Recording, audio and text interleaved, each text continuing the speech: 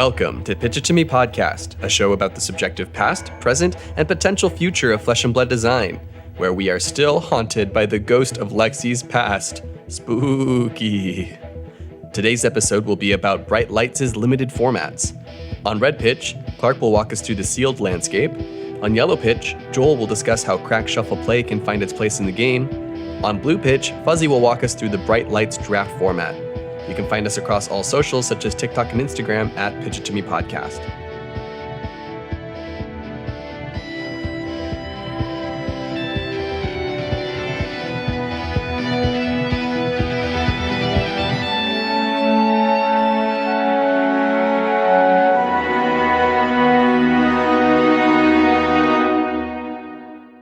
I'm Fuzzy.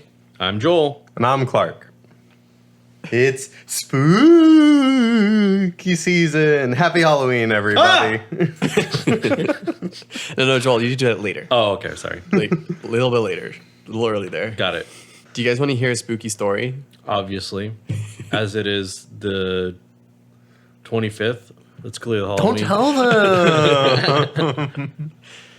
Once upon a spooky time, there was a Bravo player, and he pitched one card to play Command and Conquer.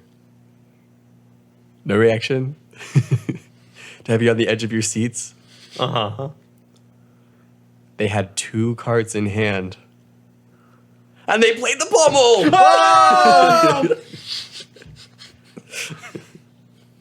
A little bit of an announcement before we get into the main topic for today is that Skirmish Season 8 is coming up. It's going to be from like mid-November to like mid-December roughly, and the two formats are going to be Blitz and Sealed, which I don't think is new news, but it's new to me because I didn't really realize that was happening till like this last week.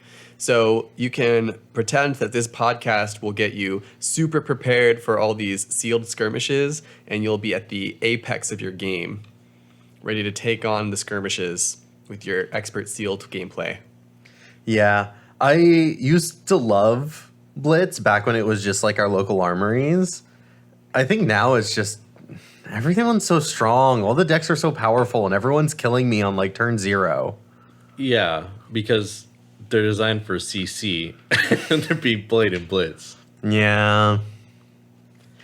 But hey, if you are kind of similarly down on Blitz, it's sealed too, so that's nice. That's the nice thing about these big events like this, be it like ProQuests, Road to Nationals, or skirmishes. Like all these like event seasons usually have multiple formats, so you can engage with the game and the hype in multiple different ways.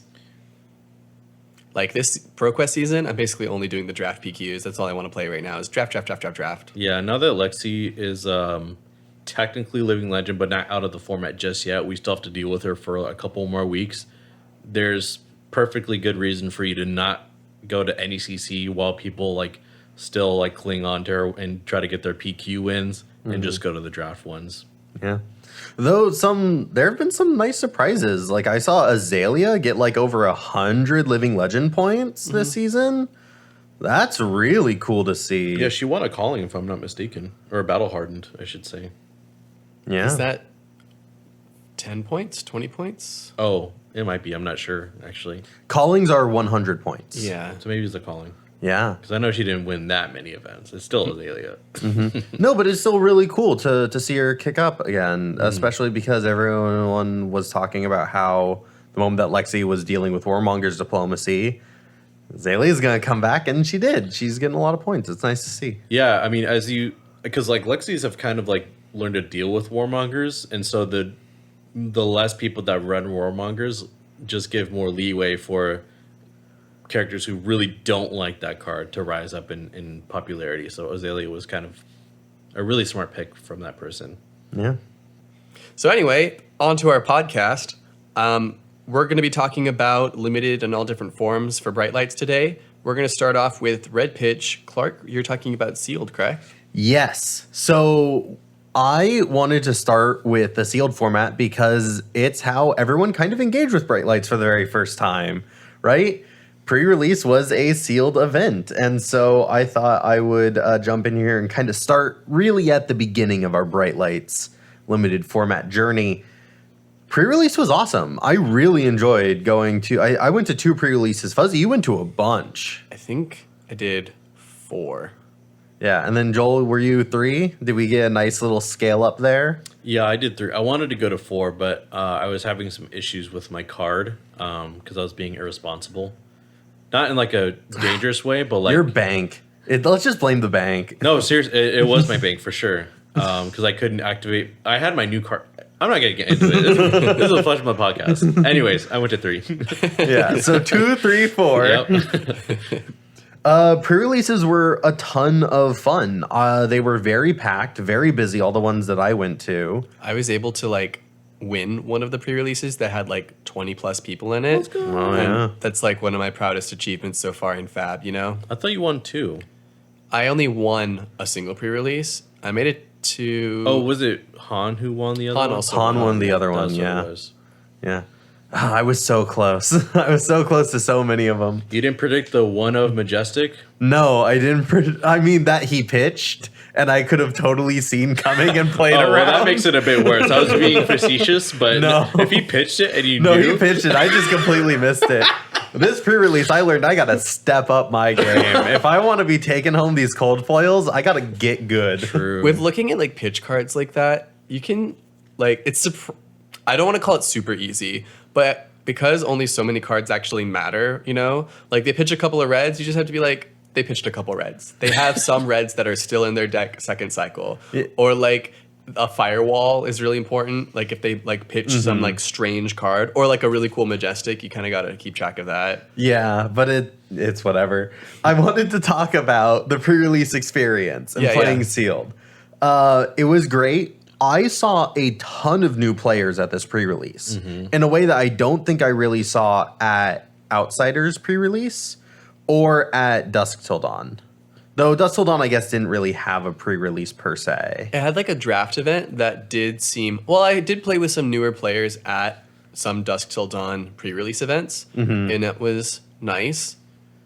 But there were a lot more people at the Bright Lights pre-releases that I went Yeah, to. I ran into 2 or 3 people that were very new to the game at the 2 pre-releases that I went to, as well as us bringing along another friend of ours who was just getting into the game, who went to a bunch of these with us. Yeah, you know what? You're right. Now that I'm thinking about it, the Outsiders draft, or not draft, sealed, pre-release, was pretty low in attendance compared to the ones in the past, a couple of months. That's a good distinction. And so a lot of new players, I think it really played into that idea of one pre-release. You can get enough cards to make the 60-card deck.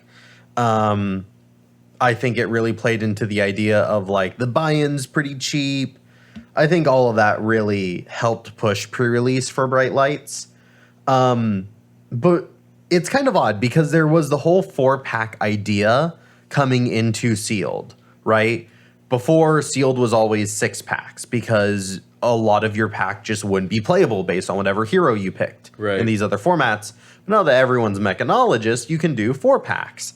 We've talked about that plenty of times in previous episodes. But it didn't like make pre-release any cheaper. Pre-release was still $30. That's true. Well, because they also gave 2 packs to everyone as a rule. Oh, But you're then right. why couldn't I just build with those 2 packs? Well, because then it would change like the format or the landscape of the format, right? Like it would be like instead of a 40-card maximum, it would be like they could still put a 40-card maximum there and then just have some higher-powered pre-release. I think that's a really good decks. question, Clark, and I feel like I have an answer for it. Shoot. And that's that, like, the spirit of Sealed to me, you know, like the true essence of Sealed is like really being limited on your options for cards to play. So you have to play with some really shitty ass cards, you know? And if you have like 5 or 6 packs in this format, you actually don't have to play with shitty ass cards. You could have an entire 40 card deck that blocks for 3, right? true. But in like Sealed, you want to have to run items. You want to have to run like maybe even yellow of those like blocking cards that like really you're not happy to run. The yellow firewall. Yeah. Well, that still blocks for 3. That's pretty good. Yellow cognition field. Like if you're not running blue firewall in like one of your sealed pools because you just had to, like it's not really sealed, you know? Like remember when we played team sealed, Joel, and you had all the like blue peace of minds because like that's what sealed is to me, you know? I want a format where my opponent will play a like blue piece of mind and I'll be like, yup, I've been there, brother. Otherwise it's not really sealed, you know? Yeah, thanks for judging up those terrible memories of that time. Well, you know, it's really funny that you bring that up because I almost didn't feel that way about sealed because with sealed in comparison to crack, shuffle, play, and draft, we have 4 packs to make our deck versus the 3 packs.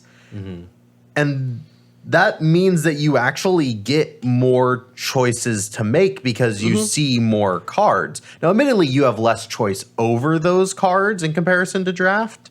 But in draft, you can still get past a shitty blue item as the like last 1 or 2 cards in your pack, and then you don't want to run them because they're bad or you have too many items already, and then you end up with a 37, 36 card deck. In sealed, it's so easy to jam 40 cards. Yeah. And pretty much everyone at all the pre-releases that I went to, their first game, they didn't have 40 cards. They got fatigued, and then they ran 40 cards. So I'm not really sure if they did a great job of hitting that mark of like the trade-off between the fatigue plan and boosting and all that. I just don't think they hit the mark that they were hoping for.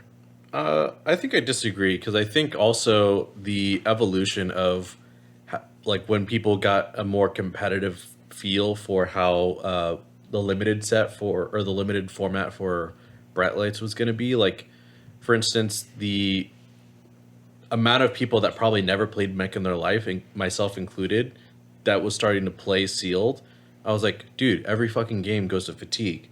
And then as I started playing more sealed events and then started drafting a bit more, I'm like, oh, it's kind of easy not to fatigue if you just don't boost 3 times a turn and like never block, because then like, you know, you're boosting half your deck away and then you're forced to block every turn. Like of course you're going to fatigue, right? You're not playing mech and utilizing the tools that you have, right?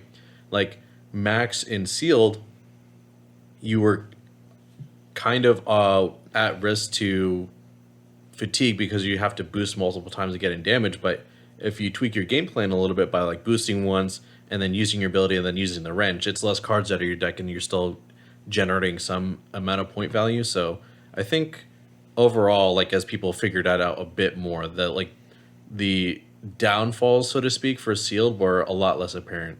But you still get blown out of like other people getting really good cards and you don't, right? Because it's still 4 packs, you have no control over it. Oh yeah, I mean, how many games did I lose just because my opponent had a Majestic? That made the difference. Again, I almost feel like that's part of sealed, but Oh, definitely. Yeah. And like, you know, what were you really playing for at these pre-release events? You were playing for, what was it? It was the Cold Foil Young Heroes? there was also there was Rainbow Foil Young Heroes and a Cold Foil Proto Base set. Cold Foil Proto Right, Base right. set. Okay, so yeah, the Cold Foil Proto Base set.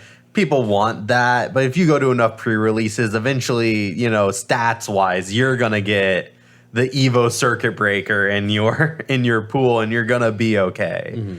Oh man, I lost a whole game to that card. Like literally, it went to fatigue, and the opponent had 4 cards in their deck, which were the 4 cards that they shuffled back in using her Evo Circuit Breaker. Oh, Like exactly Wow. the cards that they got through Evo Circuit Breaker. I was tilted.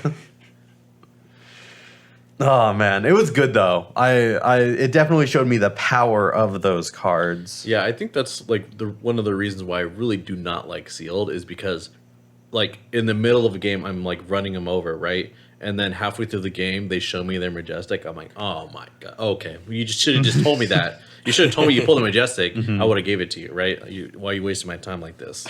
Yeah.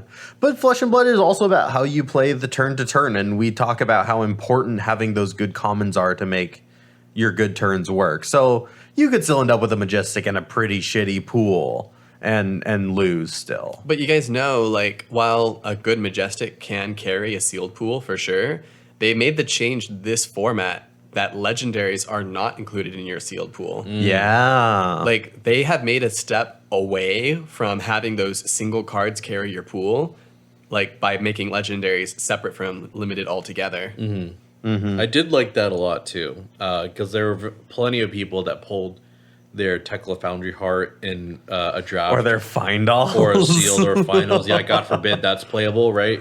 And then they just run. It is. It's generic. But, like, not in the limited pool. No, yeah. But, like, God, imagine if they did. They've stepped away from that, and there's a little bit less RNG in this sealed format, but it's still there. It's always going to be there.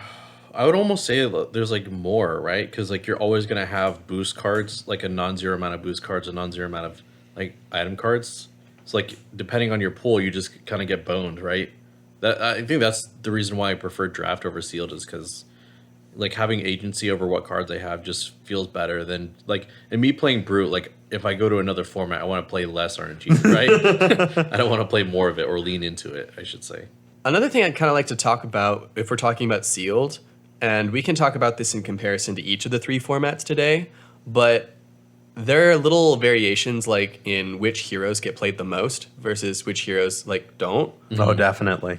And I think I kind of want to start that discussion by talking about how Max is positioned to have a really large card pool because his focus, supposedly, quote unquote, boosting, is very well supported per pack. Like if you look at the pack distribution, the thing that is like Max's thing is going to have at least like 5 packs per booster, like boost cards. They're going to be like five cards per at least booster, 5 yeah. boost cards in every booster pack. Whereas if you look at like items, quote unquote, as being dash IOs, dash databases thing, there's like 2 or 3 items per pack, maybe less. And there's like 2 or 3 Evos per pack, maybe less. So Teklovozen has less of his thing. And that's a conversation starter, and it's kind of leading to a conclusion that I don't necessarily agree with. But it was my experience during pre-release that like it was a lot of people playing Max. The people that could play Teklovozen were really happy about it. And like some people were playing Dash because they wanted to play Dash and they had like cool items. Dash did take some pre-release wins. Like that Dash was winning. Sure. It's not like she wasn't. Especially if you had like the nice red items, especially like the defensive items I noticed were making a really big deal. In at least the sealed format. And the ability to, if you got one of those rare blue items that when you activate them, they go onto the bottom of the deck. Oh, yeah. Like Medkit. Medkit's a great example of this one. Then you can go for fatigue late games really, really comfortably because you're always going to have an item that you can play off the top, and that gives you the chance to shoot your gun. Yep. Yeah, I agree. I feel like the sealed environment was like, okay, do I have enough evils to go Teklo? No.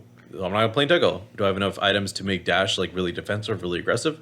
No. Okay, guess I'm not going Dash, so I'm stuck with Max, right? And then Max gets way better if you open like a Majestic or a really good rare boost card or Majestic boost card, whatever the case is, or like one of those buffs, you know?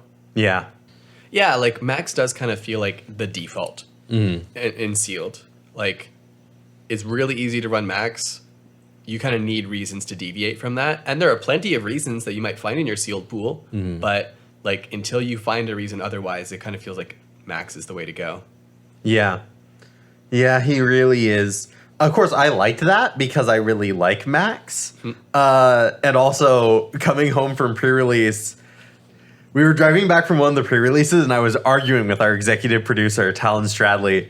He was in the car trying to argue that, like, Dash or Teklovozen are, like, simpler heroes to run than Max. And I was getting so frustrated because in my brain, Max is very straightforward. It's like, do you have a blue? Do you have a 1-cost attack? Do you have a hyperdriver on the field? Do the thing. You play the 1-cost, you boost, you crank a hyperdriver, you swing with Banksy. Do that every single turn. Just every turn. That's all you do. And if you do that, you will be okay. I still think that's a little oversimplified because like as soon as you start checking no on some of those boxes, the entire turn changes, and there are lots of variations there. Oh, yeah. I mean, that was, I think, ultimately where we ended up landing in that conversation of like, this is supposed to be the set for newbies. That's like how it was marketed, and that's how everyone was talking about. And there's all these newbies at these pre-release events. But goddamn, are these heroes complicated? Yeah, Max especially felt really clunky because you have to boost to get a hyperdriver, and you have to crank that hyperdriver or another item to use your weapon. If you don't do any of those things, like if you have one card in hand, guess where that bitch is going? It's going in your arsenal because you can't do anything with one card. Such a good spot to have cards, though. Max is so good with the card at arsenal. Oh, Max, I was pumping out 18 damage with even 4-card hands, with good 4-card hands. That's pretty impressive. And, well, with the right amount of hyperdrivers and setup. Yeah. But, like, I could easily have these turns where, like, I was down on health and tempo, but then I just swing for lethal, and then all of a sudden I got the tempo back, baby, and we're in there. We're fighting to win. That definitely seems to be like a winning strategy for Max. Whenever I'm playing him, I really try to like have these alternating power turns where like, am I setting up or am I capitalizing? Because if you just can go all out and like do that a couple times per game, then you're probably in a pretty good spot. And you have to like take the tempo, use it to set up, and then use that setup to take the tempo back and obliterate. And you actually have more control over that versus Teklo, where like you could end up in a pool where it's like, oh wow, I have 5 Evos and 4 of them are chest slots. Like, yeah. Or they're the instant 0-cost Evos that are garbage. That is the thing I'm always looking for in sealed, because I was really hyped for Teklovozin going into this set. So every time I would open my sealed pool, I'd be like, what Evos do I have? Do I have 4? Oh, I have 3. Can I make that work? Oh, 2 of them are in the same slot? Can I make this work? It's like, no, you can't. Yeah. It sucks, but the people who had it were taking names because it's so easy for Teklo to fatigue people out. Especially if they have like good scrap cards too. Yeah. With what you block with, you can scrap, play for later, get more block value out of it. Get the fuck out of here. That's so good. Yeah. And since we talked about Max and Teklo, we should probably also mention like Dash.io and how Dash feels. It's like Dashio. Dashio, Data Dash. I've seen online it's just Dio. I like Dio better actually. No, but with Data Dash, it's so weird because you want like the right amount of items, but also in the right colors or with the right effects. Yeah. And it's just so wonky because if you don't end up with it off the top, and if you're never able to cast your item off the top, you don't feel like you have the hero ability really.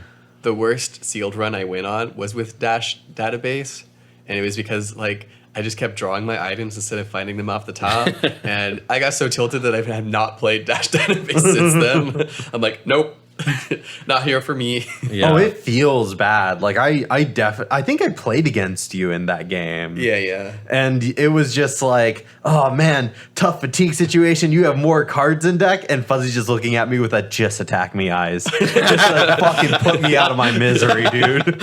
And I'm like, I don't know what you have in hand, and you're like, just fucking hit me. Yeah. 5 boost. I have 3 items in hand. That's so funny. You're like, oh man, I wonder what he's got. He's probably got a 4 block, a Man, galvanized card. I need to really conserve my resources here, otherwise I'm gonna deck myself. Fuzzy's like, stop taking 5 minutes on this turn. I can't block.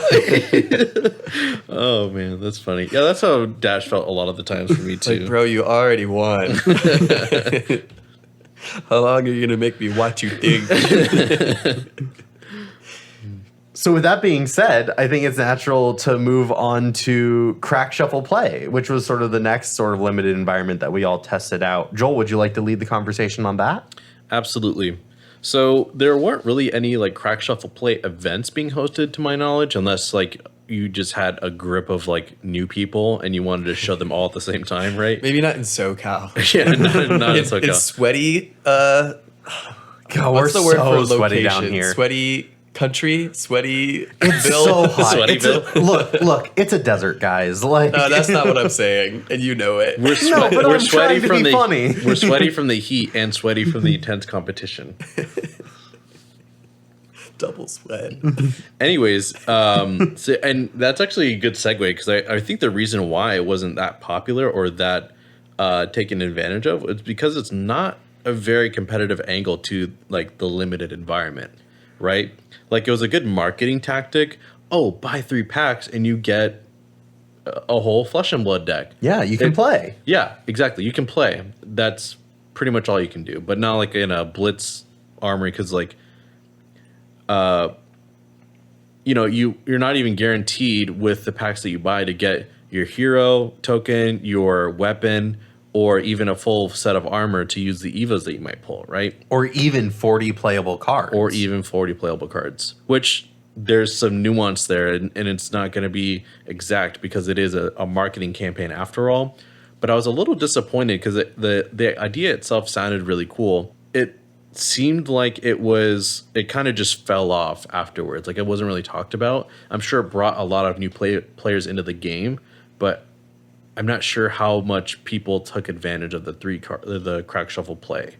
Yeah, I mean, it really seemed like LSS was pushing for like casual play events and more casual play events. They even released that whole new armory kit that was all purely for casual play, right? With the Cold Folio Melodies and the mats. I can't. It's one of the arts from one of the songs, I think. But like, it was this whole new armory kit essentially with like brand new cards to pull, and it's like, oh yeah, that's for crack shuffle play, any round the table, any UPF events, commoner events, maybe like those more casual, lower power things to like give the new players time in.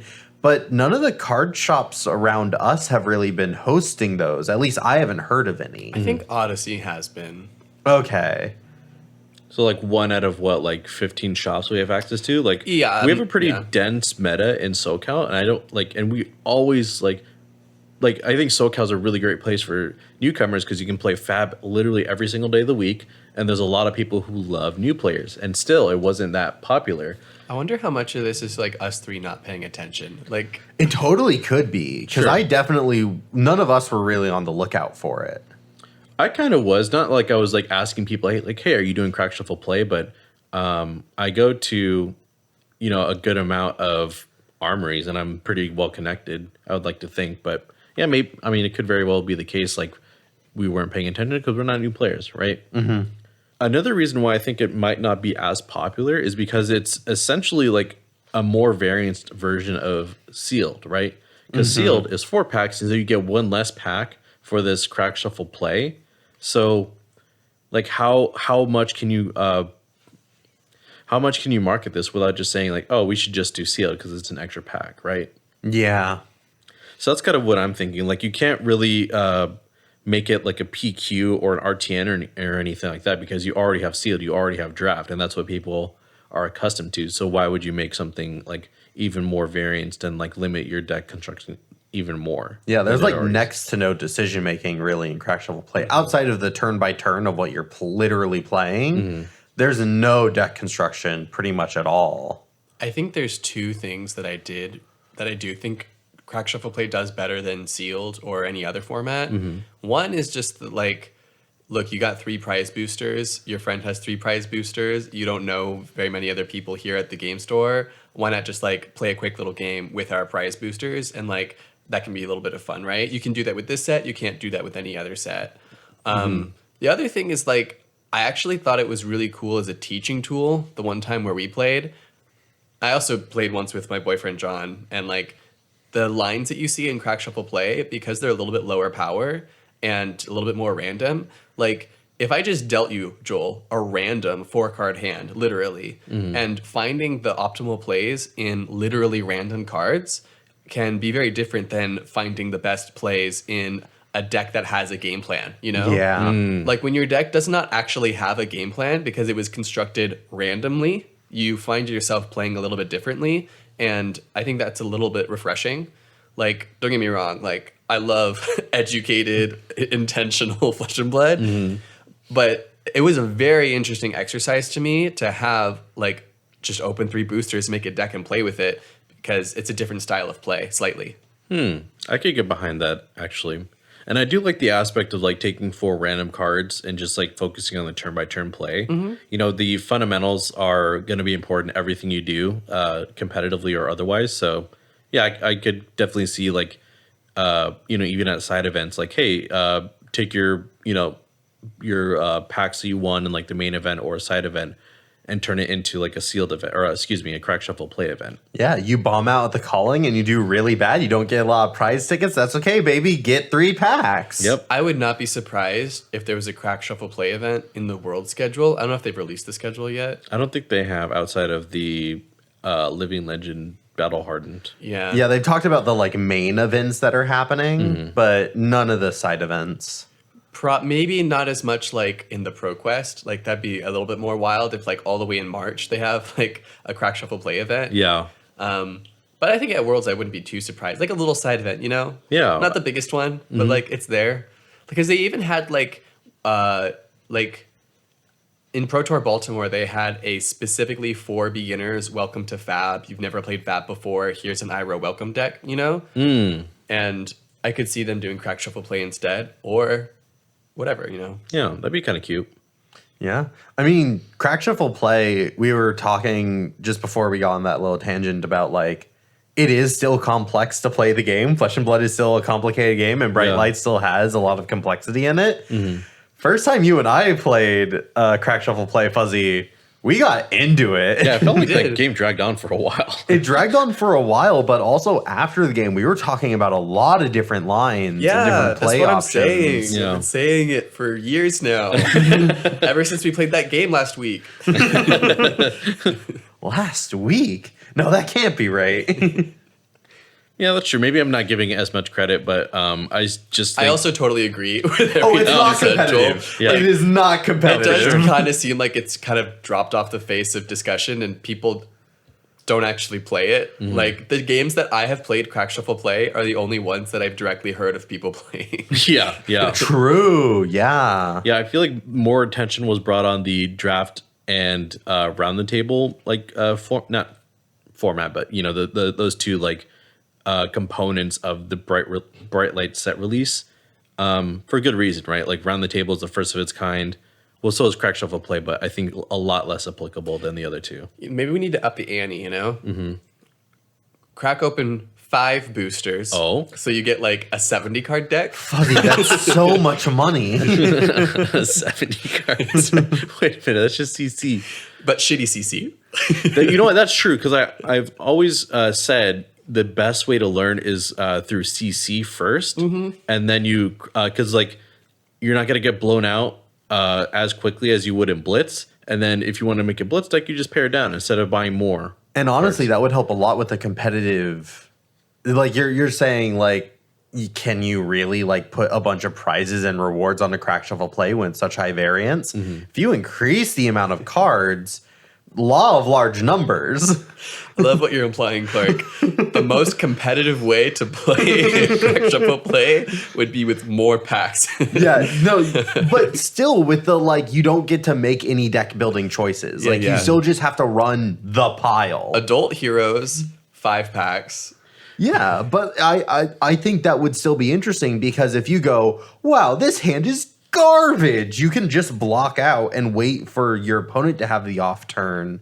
It's really intentional which card you're deciding to arsenal. Yeah. It's really intentional how you play the long game. Like I think if we want that to like be a side event with some real rewards attached to it, I don't think that's a bad way of Pitch improving It To Me it. podcast presents 5-pack crack shuffle Okay, play. Fuzzy's laughing, but I'm actually really vibing with that idea. I like that a lot because I'm like 60% serious.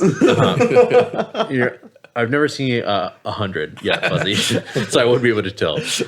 But I really like that idea because it just coincides with what I was just saying. Like I think people should be exposed to CC because you have much more time to make like decisions throughout the game, and I think it's like a really engaging way. And it's a subtle increase in the amount of packs. Like you just say, okay, instead of a Blitz deck, you get a CC deck now, right? And that's like, I would say classic Flesh and Blood, right? Quote unquote. So yeah, any step towards that, I think it gets people like more entrenched and more engaged with the game. It does this thing that we're talking about though. It does cost $8 extra. Woof. I don't think it's quite fair to price a booster pack at $4. Like that's kind of MSRP, but like 10 packs is close to half a box. Like if you're doing this with 4 friends, you could each pitch in $20 and get 6 packs. Yeah, and then they actually would be able to put together a halfway decent blitz deck. True. Although the prices I'm talking about are like really bulk prices where like you're buying a case. Like a case of bright lights can cost like $320 or less, but a single box would probably cost closer to $90. Though that would also the blitz recommendation I just made, that's also awkward because they just did all this practicing with the adult heroes and then it's like, and now make a decent blitz deck. It's wonky. I think there's something there, but yeah. Yeah, and that kind of, this whole conversation kind of bleeds into my sort of mini topic within my topic, which is like what could they do to make Crack Shuffle play like reignite itself or like reaffirm its place in the Flesh and Blood ecosystem.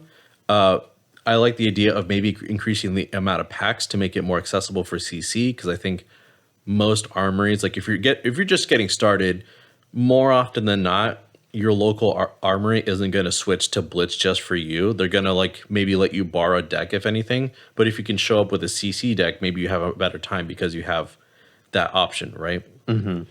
I really like that idea. After all, I think I was the one that brought it up. But of doing 5 packs instead of 3. That was... No, Fuzzy made the recommendation, and then I was like, here's why that's a good idea, Fuzzy. I feel like you kind of started it, but then like I made it 5 and I like flushed it out. We've a bit. already forgot. No, the listeners, the listeners right now are just like, God, these fucking idiots. No, the reason why is because you were laughing the whole time, so I couldn't take you serious, and Clark was the only one talking about it. So I was okay. Like, I was pulling out law of large numbers, Fuzzy. Yeah. Here's some statistics. Yeah, you know what? Maybe it was Fuzzy. Oops. Yeah. Anyways, but okay. So as much as I like that idea, it does kind of go against our core philosophy of Crack Shuffle play being accessible, right? Mm-hmm. Accessible means cost less money. So I'd also like to propose the alternative of only using 2 packs instead of 3. No. Because then it's a 30 card deck.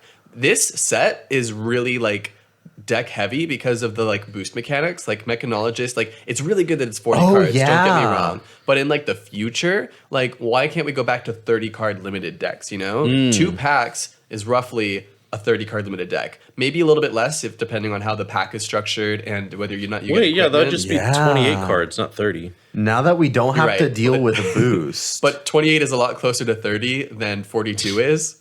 And, it is strictly closer. And again, if it's a 15 card pack, then it's just 30 minus whatever equipment you pull. You mean 15 for the 3 packs? No, I mean 15 for 1 pack because these are 14 card boosters. But historically... sorry, I think you meant $15 for some reason. No. Historically, we've had 15 card boosters in the past. Mm-hmm. Yeah. And LSS has been really good about utilizing the token slot to make the draft format real interesting. But I can see a future where they don't quite need as many tokens, and hence they can go back to 15 card boosters.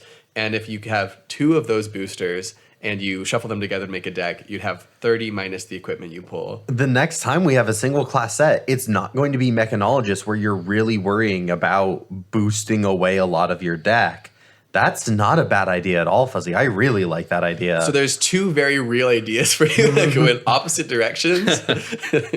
And both of them are just a little bit ridiculous in their own ways.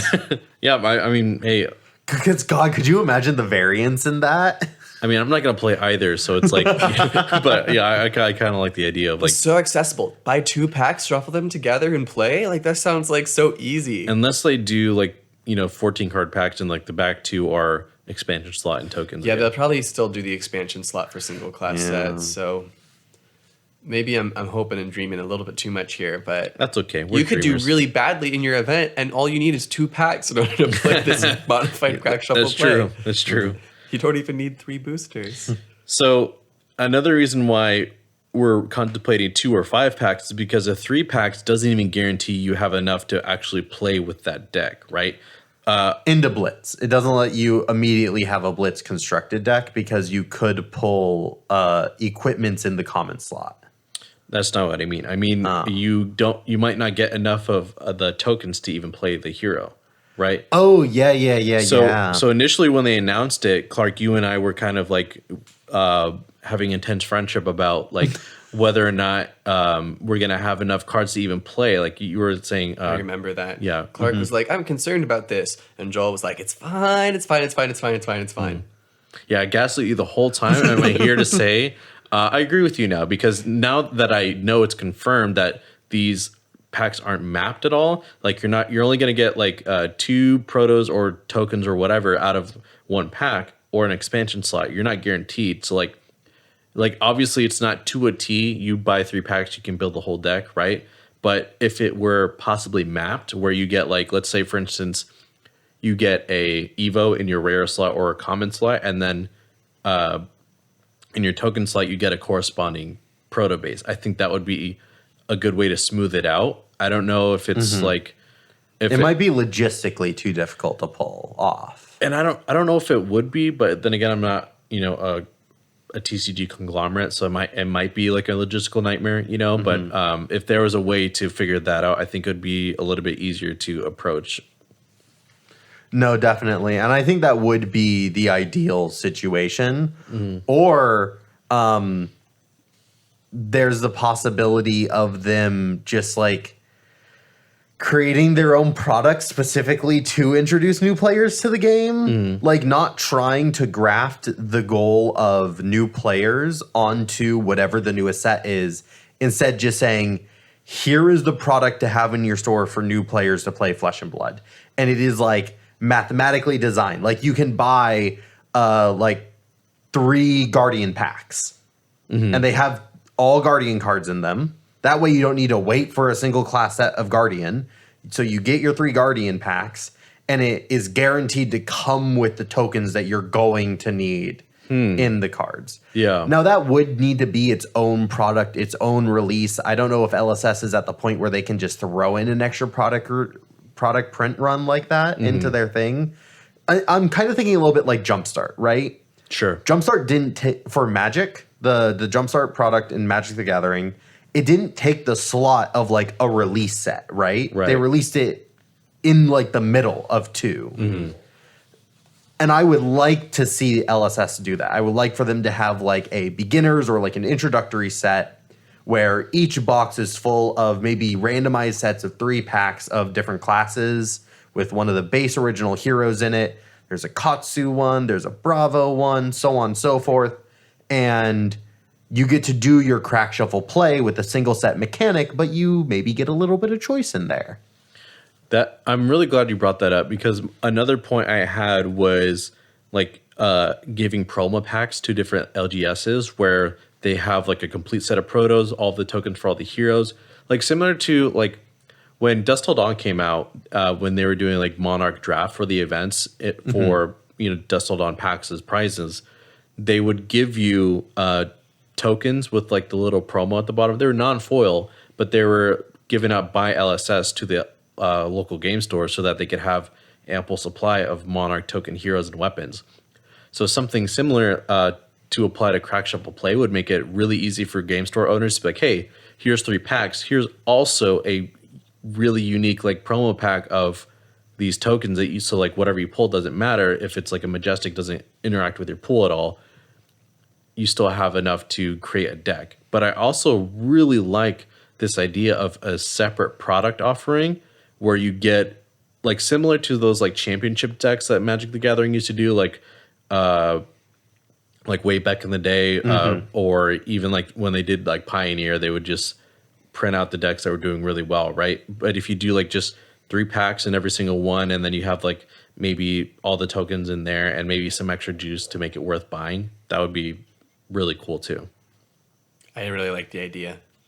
I wish I could spend more time talking about how awesome it is, but I feel like it might be time to move on. Maybe a future episode.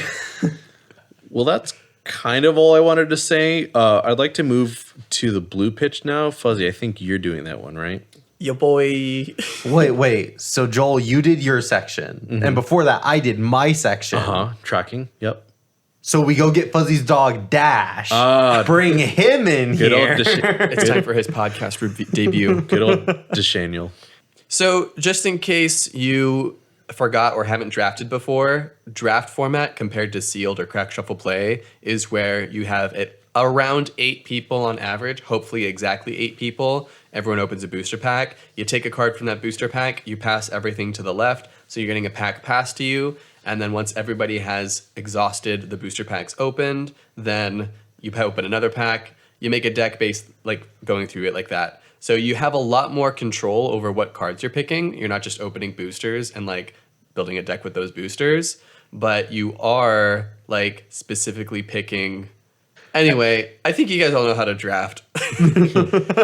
One thing I want to bring up for this set is that it's a 14 card booster. Like, there have been 15 card boosters in the past, but this one is a 14 card booster, and the last few have been. It's actually been a while since LSS has had a 15 card booster, but I think this one feels a little bit different because everything is the same class. So a 15 card booster would have provided so much more leeway for how many cards you can put in your deck. Right now, that's 42 total cards, and with a 40 deck maximum that everyone kind of wants to be hitting, you only have 2 cards you're allowed to pick and not put into your deck if you want to run a full 40. That includes equipment. As soon as you pick 3 equipments, you cannot hit your 40 card maximum. As soon as someone passes you blue cognition field, you can't hit your 40 card maximum. Fucking blue cognition field. Like, it's really an achievement, I feel, to actually run 40 because there's plenty of cards in this deck, in this format, that you just do not want to run, you know? Like, how many backup protocols are you actually going to run before you're like, I think I have enough backup protocols? Never enough. You 3. I would run 3. No, I wouldn't be running a lot of other items, but I would run 3. I had a pack so I went to a ProQuest and I was lucky enough to get to top 8. And in that draft, I had a pack that was like, it was pack 2. The last 2 cards of the pack were foil backup protocol yellow and normal backup protocol yellow. So I had to take backup protocol yellow. I'm like, well, of course I take the foil one. The next card passed to me. The last card of the pack was another backup protocol yellow. I'm like, God, okay, I guess I'm running 2 of these. It's an okay card. Yeah, I would even like go under 40 to not run these like boo-boo ass items, right? Really? Like, oh yeah. Like, Oh yeah. You go to 40 in order to run like really bad cards? No. Sorry, the reverse. Like I would not run 40. Yeah. To avoid running these bad cards, like the blue technician field. What is it called? Blue cognition field. Yeah. It blocks for 1, and galvanize gives it 2 more block. Oh no, there's one worse. There's one Blue technokinetic field. Oh that's the God, one where if yeah. you block a card with overpower, it gets +2. And goes and blocks for 3 in that case. Yeah. 1 otherwise. Yeah, it's pretty The bad. galvanize is like strictly better because you can Yeah. destroy an item, but like Yeah. Well, it's a rare compared to a common, but Sure. yeah. Yeah. Sure. Dude, seed order is like so OP in draft settings because you could just Oh my end God, up getting past that card. So when I say this draft format is tight, like every card matters, that's what I'm talking about. And we're used to Flesh and Blood drafts being tight, you know? Like, it's really easy to be playing Arcane Rising draft and not have 30 playable cards because there's other people in your heroes pool, right? Oops, crack bobbles. Right. Like, cracked baubles are really common in a lot of these draft formats. Or like, I don't know, Uprising, where there's a lot of 5 players, so you have to run Phoenix Flames instead of cracked baubles, or both, right? And other draft formats are tight because you're trying to find 30 cards when there's a lot of literally unplayable cards for your hero. But this format is tight because you want to run 40, and every time you don't, you are losing cards from your deck. Every time you accidentally draft an unplayable card. And by that you mean like you're putting yourself at risk for fatigue or having less like threat density in your deck, right? Right. Yeah. It's a very tight draft, but in a very different way than we're used to seeing in Flesh and Blood. Yeah. That's a really good distinction. I really do. I think it matters way more too because the mechanic that is so overly present is boost, where your 40 cards might actually be like 30 because you're boosting at least a few times a game, right? To get your other effects off. Yeah. And that can depend a lot on the deck style. I've sat down to draft and I'm like, I'm just going to block. I'm just going to play 40 cards that block for 3, hopefully. As many 3 block cards as I can. I'm not going to be making items. I'm not going to be boosting. I might attack sometimes if I feel like it. I'm just going to play Evos. So I have Tekla Leveler and then see if I can outlast my opponent. Because Max can be really scary, right? Max is coming at you with like these multiple hands. They're like swing for 4 and 5 and 3. And you're like, I have to leak damage. There's literally no other way. And then all of a sudden it gets to second cycle and all they have is a hand of blues. And you're like, oh, I did it. The sun is coming out from the clouds. Like, you have 2 life, but it's okay because they literally cannot deal damage as long as you have 3 blocks in hand. And that's when all the items, every item you drafted, even if it's 1 item, that's when it'll come to bite you. Yep. Yes. It sure fucking does. God, I hate items. And that makes Teklovasen all the more powerful because now the thing that held him back in sealed was, could you even get the Evos to make his deck function? Yeah. Because it's also not just Evos, it's payoff for even having those Evos. Sure. Right. Having the cards with Evo upgrade, having Evos in the right slots, maybe even having those base arms, And in that great red set of base arms that allows you to play it as the early Evo and then still play another Evo on top of that one. Yeah, the sentry bases. Yeah, and get a lot of extra value that way. Those are very, very nice. And in sealed, Tekla Leveler might be enough of a payoff on its own for you to run like Teklovosen and just slam the Evos. In draft, you probably need more of the Evo upgrades. Like if you can get like really any of the Evo upgrade cards. I've been really happy with basically all of them. Even if they're red, yellow, or blue, like Liquid Cooled Mayhem is totally fine, playable, and happy to run it no matter what color, as long as I can get 4 Evos at some point in the game, you know? Or even like Heavy Artillery, the one that like is a little bit harder to block, just can be a death sentence in the right hands at the end of the game. Yeah. And in draft, it's so much easier to do that because you can cut off signals for Teklovasen so that you are then getting past those cards.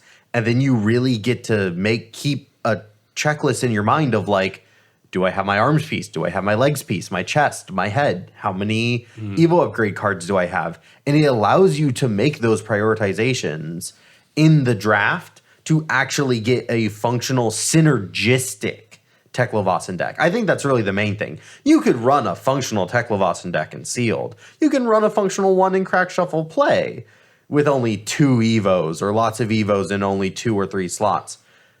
But in draft, you can get that full Evo suite, fully activated Teklo Leveler, and just really fatigue out your opponents. It's so much more viable. I have a question for you guys. And I know that like Which question? we're not exactly experts here, right? And I've heard different things whispered throughout the community in the few drafts that I've done. But what do you think is like the hero distribution for this set?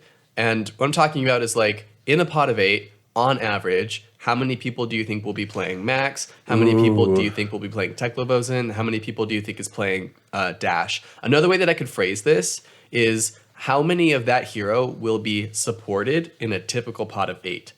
And again, I've heard different answers, right? Like we were talking about sealed earlier. Max is like the quote unquote default. And does that mean he's the most supported? Every pack has 5 boost cards. Do you think that like because a third of the pack is boost cards, maybe with some rares, that it's going to be like on average like 3 of the 8 players in the pod? I've heard people say that like Dash.io can be pretty well supported because you don't have to run that many items, but There's I kind of also disagree with that. a lot of items. That's true. In the set. There are a lot of different items. When I ended up drafting Data Dash, I ended up with some 9, 10 odd items very, very comfortably. To answer your question, Fuzzy, I think the spread I saw the most of was like 2 juiced up Teklovasens, 4 to 5 maxes, and then 1 to 2 dash, depending on if they have like a really good seat to funnel all of the good defensive items. Because like you want like 10 to 12 to maybe 14 is where I'd start cutting it off, right? Maybe even before that. But you want this critical mass of like boom grenades to punish your opponents for not fully blocking you.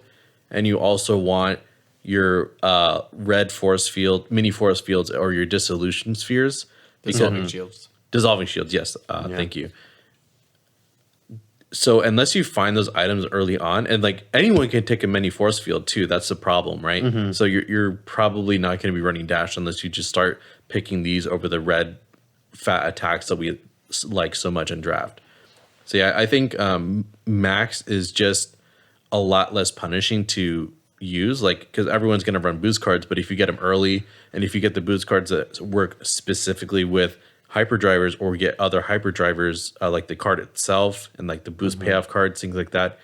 And he can even run evos and items too. Like he's just extremely versatile based on what your pod has. Items especially. Evos, I stay pretty far away from Evos when I look at making my max decks. But items are still just so okay in his cost curve.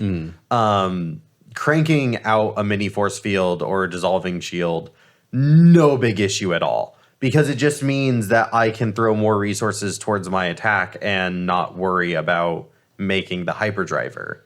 It is very, very comfortable for him to crank and still be able to swing weapon without having to make his hyperdriver with his hero ability. Yeah, it opens up some interesting lines because then you can like play a, dissolving shield. You could play like a 2-cost boost card and then something else with go again, like a 1-cost boost card, or like And then still swing with Banksy. And then still swing with Banksy. With so your then, hyperdrivers, yeah. So then I might not be getting a resource on my hyperdriver, but I'm threatening another 3 extra block, effectively giving me like 5 cards in hand next turn, right? If you don't block the Banksy. Yeah.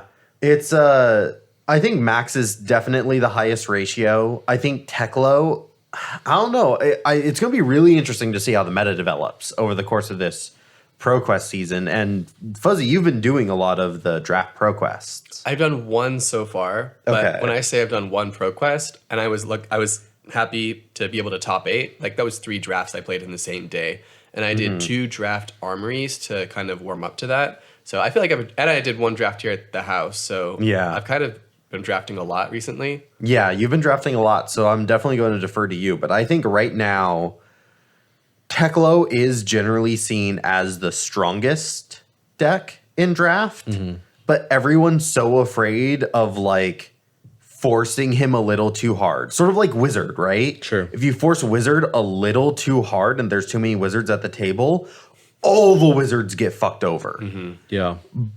But like a prisoner's dilemma. Yeah, a little bit of a prisoner's dilemma.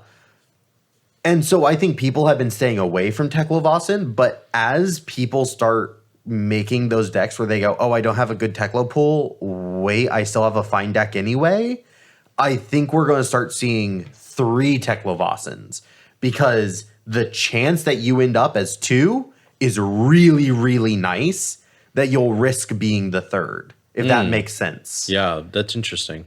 And then I think people are going to wean off of Dash because people just do not like the items. They don't like the randomness of playing items off the top, not being able to block with items.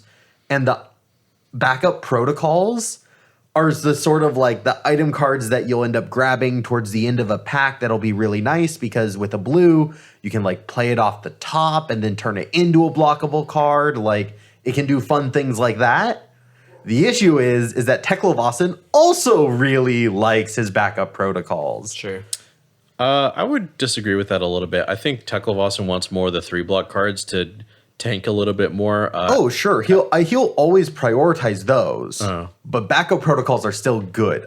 Like, I was thinking, oh, I could get a red backup protocol on pick 10 of this pack. No, Teklo-Vossen will take that 8 if he doesn't see a better card because it means he gets to get his red Evo upgrade card back. Yeah, maybe. It kind of depends on what's in the draft, right? If I have an actual nice red Evo upgrade card, then I can prioritize the red backup protocol a little higher. But until I get to that point, then I have a lot less of a reason to do it. Although blue backup protocols can be really kind of cool because like grabbing a blue with that backup protocol is like 1 extra resource, which is usually swinging with Teklo Leveler and then swinging with a 3-cost, Sure. Yeah. And then we've already talked about how boom grenades, Max loves those too. He's going to pick those really early. Penetration script, overload script, all those like strong aggressive item cards that we think make a Dash look really good. Max likes those too. He's going to be taking them. And so I think Dash gets a little cannibalized out and we're going to see her drop in the meta. So I think this is about the time for me to drop my dash rant. Oh, Lord. Okay, let's go, Fuzzy. Amp yourself up here. So I have a podcast, which means that you get to hear my rants. And I don't go on a whole lot of these tirades here, but I think Dash Database is the worst hero in draft. Now hear me out. Is she playable? Yes. Can you win a draft pod going Dash? Yes. I nearly did. Nearly is a key word there because you do have to get lucky. Dash is the high variance hero. I've said it how many times on this podcast that variance can be an asset to a player that might be less skilled, right? If I want to get lucky or leave myself open to high roll situations, Dash Database is the way to go, right? I can always flip a boom grenade off the top and get really lucky that way. Or maybe my items are always on the top instead of in my hand, and I can get so much value out of that and drown my opponent out.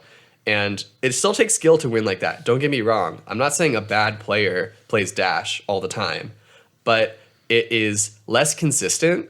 And when you have a format that consistently goes to fatigue, where you are looking to squeeze damage out of every hand as much as you want, as much as you're able to, tell me that's not a format where you are going to crave consistency and being able to do the same thing every turn as much as possible. Yeah. And block when you can't, right? Right.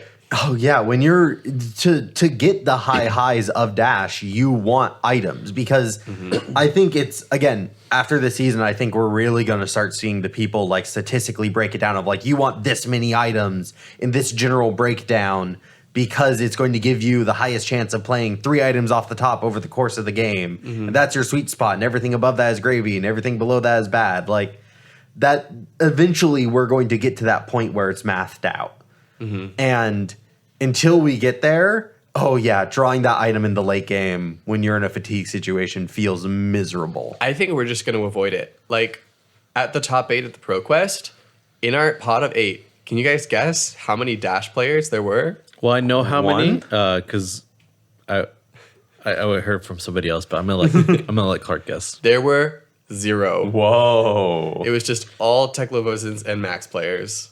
4 of each, right? I think so, yeah. Wow. Because no one wanted to touch that. And maybe a part of it is what you were saying, Clark, about how like other heroes can take the same items that Dash wants, you know? Like Max can still take Boom Grenade. Teklovozin can still take Mini Force Field, Dissolving Shield. Like those cards are still like super fine. Backup protocols, like Yeah, I've even seen like the med kit cards or like those string of items that are blue that can be put on the bottom of the deck. Those are like, even as Dash, you're not taking those because they cost an action to use. Like maybe the Fuel Injector because it's an instant to activate. I feel like Fuel Injector might be one of the worst ones because it requires another item to be useful. Yeah. I guess it can just kind of stick around until you have that item. I mean, if you're playing a deck with items, eventually Yeah. you're going to be able to use it. Whereas Medkit, unless you like play it on your turn and then crank out an item off the top, that doesn't get worse by you cranking it just so you can give this healing potion like go again. And it's still going to be ultimately worse than the one that you can play off the top and activate as an instant and not have it like completely stop your turn because it doesn't have like a way to give go again, you know? yeah. But I'm in agreement with you. I hate Dash. I really don't like playing items. Like I've lost plenty of drafts already where number one, I get high rolled by a Dash and I'm like, okay, you have 6 cards in hand, I have 4 or 5 or 4 cards in hand. I just lose that trade, right? Because you have more value than I do.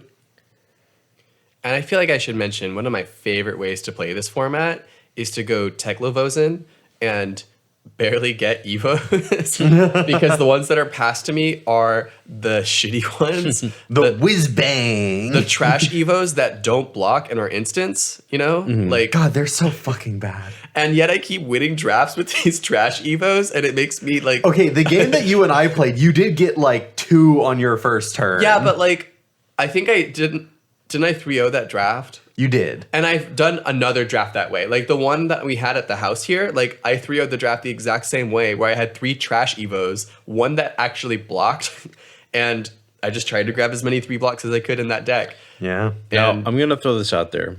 because I think there's an opportunity for me to claim this as me being right. Kind of sounds like they're good. If you want 2 drafts with those in your deck, right? Like you just play for 0 at instant speed to build your Evo upgrades. I mean, come on. Techno Leveler does not give a shit if you're playing a good Evo or a bad Evo. Thank you. Evo upgrades do not give a shit what Evos you're playing. Thank you. Now, and then if you're running those 0 block Evos, it becomes extra important that the rest of your deck blocks for 3. So every item you run after that just gets a little bit more like crazy with your like non-blocks in hand. Yeah, but I still feel like the only items you should be running in Teklevossen is like mini force field and like dissolving shield just to help you block a little bit. Backup protocol to be able to get like a Terminator tank back is just so fucking good. I've only ever drafted one of those like 3 for 9 overpower dream cards. Yeah, they're the Majestics. I get that, but I'm just putting it out there. Even like a red infused titanium or a red scrap harvester. Like there are just so many good big red cards that they would love to recur with a blue in hand at instant speed. You're just paying an extra 2 resources for it. Yeah, I mean, if that's the ceiling, like, I don't think it's worth the floor where you like ruin the reason why you go Teklevossen is to block really efficiently and play your Evos and any item. But again, like we got to remember, this is a draft format. We're not talking about constructed. We're saying you're looking at a pack of shit-ass blues and shit-ass yellows and a red backup protocol. There are so many. The red backup protocol is going to be decent. I feel like blue block 3 is better than a red backup protocol most of the time. I agree. I would have to like pull one of those Majestics, and I would have to already know that I have plenty of blue block 3s. And maybe that's just a difference in play style. Like I can also see like going up against Clark, and he's like 3 for 7. Red backup protocol, 3 for 7. Red backup protocol, 3 for 7. Because it happened to me. Like that literally happened to me in a game, and I lost against a Teklevossen because of it. Now I also had 3 straight all red hands as Data Dash. The fact that that game was even close is a fucking testament to how strong Data Dash can be. But like, I want to put that out there. She can be very strong, right? Yeah. I'm not I contesting think that. I think people could also really be undervaluing Galvanize with items right now. Like, I think that's also a total possibility. Sure. But it's... I get it. Like, I get why everyone is leaning away from the high variance of Dash. And sometimes I find myself in situations where I get these really cool rares. There's Soup Up, Ratchet Up, and Torque Up. And you need ways to turn those on. I can't just grab those in whatever deck I'm playing and then hope that they're magically like above rate, you know? Although honestly, being a 1 for 5 with no other effects would probably still be playable in this format, like or a 2 for 6 in the case of Torque Up, or even a 0 for 4. But they're also 2 blocks with Galvanize, so they're also messing with your block value there. Yeah, but depending on what I wanted to do with the deck, that's probably still playable. Sure. Because imagine like 1 cost boost into 2 for 6 no effects. Like that was probably pretty playable. Yeah, for sure. And I'm speaking mostly in a Teklevossen sense. Like those cards, I think are instant pickups in Max because you boost a card. Soup Up is so good. In Max. You boost a card, destroy your Hyperdriver, boom! I have like 4 go 0 again. for 4 go again. All 3 of them do are the nuts, thing. though. Yeah. It feels like Swarming Gloomveil. It is. No comment. Even feels a little bit like Rune Flash. it is 4 with go again. It's just a nice so technically extender. It is. You get to, if you do your little thing ahead of time, it's just this beautiful little 0 for 4 go again extender, and those cards are great. I feel like Soup Up is like the least powerful out of this really powerful trilogy of cards, you know? I disagree. Yeah, I think it's the best. Even better than 2 for 6 Overpower? Or like 1 for 5 hard to block? Yeah, because you still get to swing with Banksy afterwards. I think it's comfortably in the middle. The Torque Up I would rank the highest, I think. Because of the Overpower? Actually, no, I would rank Infused Titanium. That's one of them, right? No. Oh. It's Soup Up, 0 for 4 go again. Ratchet Up, 1 for 5. Oh, Ratchet Up's at the bottom, for sure. And well, that's the one that all action cards have -1 blocking it. Yeah. Yeah, it's at the bottom. That's So still good. pretty decent. I've definitely won games with that card. Me too. It feels Man. really unfair when you turn it on and then like finish your long combat chain. Because you have a long combat I've chain. even played yellows of it. Like, Yeah. I wouldn't play a yellow Soup Up. I may not even play a yellow Torque Up. I will play a yellow Ratchet Up. Definitely agree. I would play yellow soup up and yellow torque up because it's still leaking 2 damage on the torque up, and it's still three go again, and Without boosting. without boosting, yeah. Mm-hmm. Which still hold value, but I would definitely prioritize the torque up for the overpower and soup up, Yeah. and then They're all really ratchet up. good. Yeah. Well, Arsenal's There's I still some- think Ratchet Up is like the best one. There's is the best one. I don't know if it's the best because part of it is like it's the one that I've been pulling in draft and it's the one who's been winning me games. I haven't like actually won games with the other ones. I have had yellow soup up in a game that like just didn't do a lot for me. Yeah. I've had yellow torque up where like it just didn't really work out great for me. But like Ratchet Up, Red Ratchet Up and Red Soup Up I have played with and have been great. Really high quality for me. So now we're going to move on to our Arsenal Zone. For those of you who are new to the podcast and don't know what the Arsenal Zone is, it is the one little card that we've been thinking about that we just want to tuck into our little Arsenal Zone to play later. So we are going to talk about a card that we like, or maybe a card that we don't like, a card that we hate, a card that's just kind of weird, or maybe a card that's a little spooky. Yeah, we got a special theme this week, right, Joel? Right, Joel?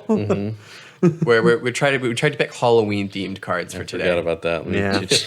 And I am going to go ahead and get started. Oh my god, that was terrifying. No, That's right, Fuzzy. I got you with my death touch. that's gross. I'm not even gonna tell the listener what you did. I tried to wet William. All right. Death Touch is my Arsenal card. I think this is a really spooky card. Yeah, the Pits has a bunch of spooky stuff in it. And if you're thinking Halloween and spooky season, you're definitely thinking like shadow cards, Levia, weird body horror. But no, man, I'm thinking a Death Touch. He's just a little plague doctor going around spreading the blood rot pox. But also, this is just a great card. I think it's like one of the best cards to come out of Outsiders. It's a 1 cost, 6 attack, 2 block.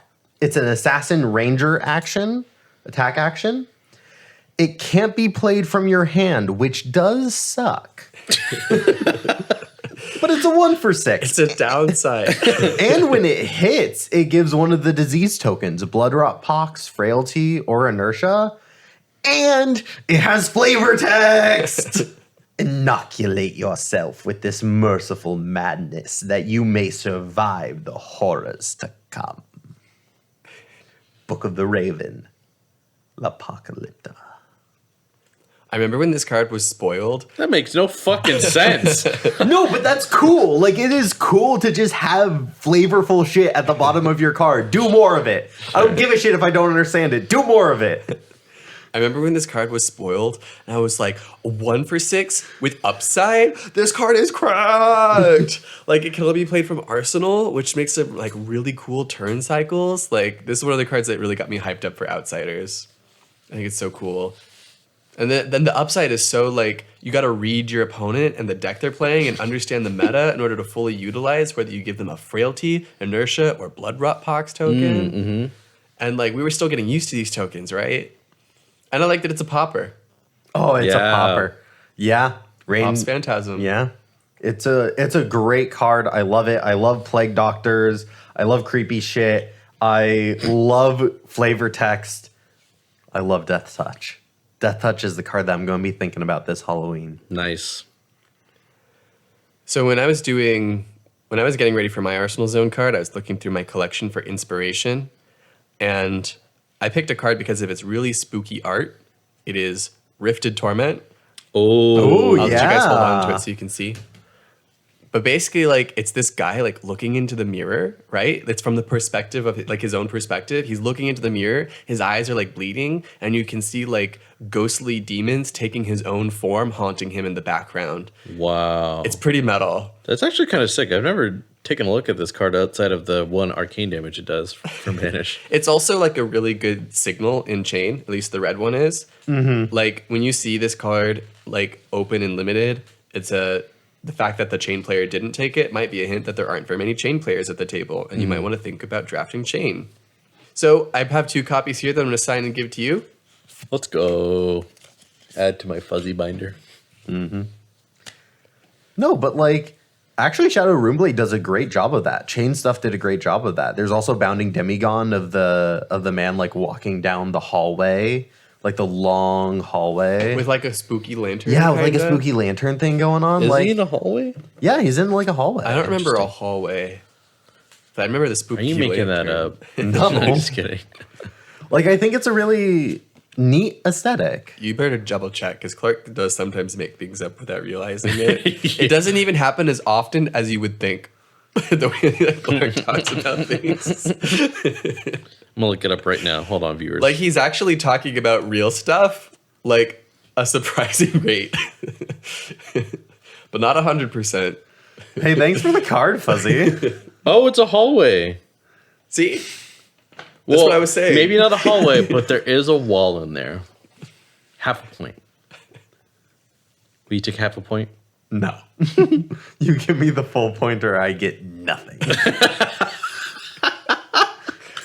Well, thank you for the card, Fuzzy. I'm not going to use it, but it is going right into my binder, and I love all the comments I get when people look at my binder like, Fuzzy.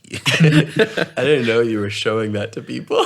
Well, I give them my binder, and I don't tell them where to stop. And then they go to the back where I keep all the fuzzy stuff, and they're like, Fuzzy, Fuzzy, Fuzzy, scrolling through all the cards.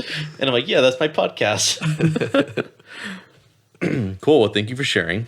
Mine that I definitely planned ahead of time is going to be Skullcrack, which is a card that caused a rift in the Brute community. It separated people like, oh, this card's fucking dog shit. And then other people like, oh my God, a resource? Let's go. No, but I remember people telling Mansent, like one of the devs telling Mansent to keep an eye on Skullcrack when Dust Till Dawn came out. I still don't know why, because there's zero synergy with Skullcrack and Dust Till Dawn. But I was thinking about it because it also has flavor text. It's a red pitch, 2 cost, 6 power, which is standard in Brute, 3 block. When it discarded at random, it gives you a resource. And the flavor text is, like most fruits of the forest, the good parts inside this shell. Yeah, it's a different take on the Halloween vibe with this one. Mm-hmm. It's a bit more of the savage, obviously, because it has Brute at the bottom. But it's just so visceral, and the art itself is like this Brute like about to chow down on some dude, or like on his skull, right? I'll show it to you guys. So you can, Oh yeah, it's pretty gnarly, right? Yeah. And you think about like, if you're like held captive and you just see your buddy like just get eaten whole, like that's pretty intense, right? That's scary. Anyways, that's my shout out, Skullcrack. I wish you were better. Well, actually, you're kind of good, but I wish I could run more of you is the thing. Like if it was a red 6 at rare, boy, I'd be running this at yellow too. Anyways, yeah, Skullcrack, spooky, skulls. Well, that's it for our podcast. Thank you so much for listening. Happy Halloween. Happy Halloween. see you next time. See you in November. Bye. Pitch It To Me podcast is hosted by Fuzzy Delp, Clark Moore, and Joel Recinos. Our executive producer is Talon Stradley. Logistics coordinator, John Farkas. Music by Dillon Hulse. Logo by Han V. And sound mixing by Christopher Moore. Last but not least, we'd like to thank you, the listener. Thank you for tuning in. Please give us a follow on your favorite social media platform at Pitch It To Me Podcast.